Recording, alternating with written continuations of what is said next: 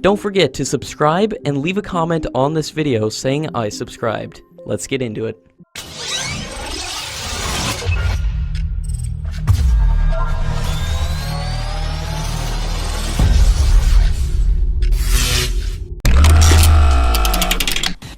According to latest reports, the India-Russia project to produce the latest AK-203 rifles in India will be fully indigenized in the next 3 years and deliver a much-needed boost to Indian armed forces. The additional features of the AK-203 rifle includes a telescopic foldable stock and a rear slider sight, up to a range of 800 meters, and these are designed for close-quarter combat role.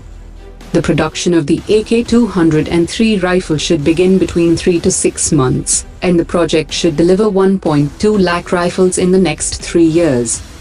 The indigenization aspect is significant, and the rifle is capable of functioning under all prevailing operational conditions, from minimum temperatures of -20 degrees Celsius to a maximum of 45 degrees Celsius.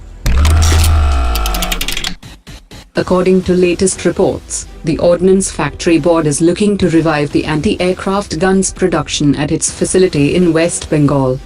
It has also received demand for production of some items in the wake of current scenario in the western sector. The Indian Air Force had already launched a $1.5 billion program to buy 224 new generation close-in systems, along with 228 fire control and search radar systems, to replace the present Zu-23 and Del-70 air defense systems.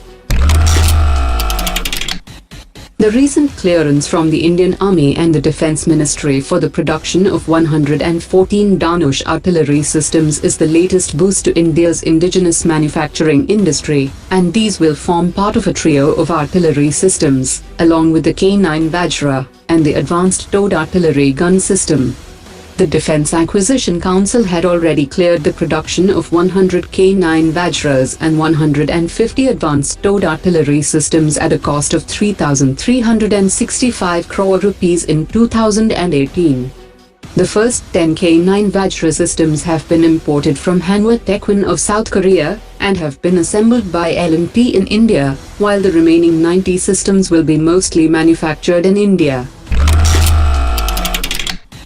According to latest reports, India wants to keep buying Iranian oil at its current level of about 300,000 barrels every day, as it negotiates with Washington about extending a sanctions waiver. India has reduced its purchases of Iranian oil, but has been in talks on extending its sanctions waiver, and India is asking to be allowed to continue buying Iranian oil at current levels of about 300,000 barrels every day.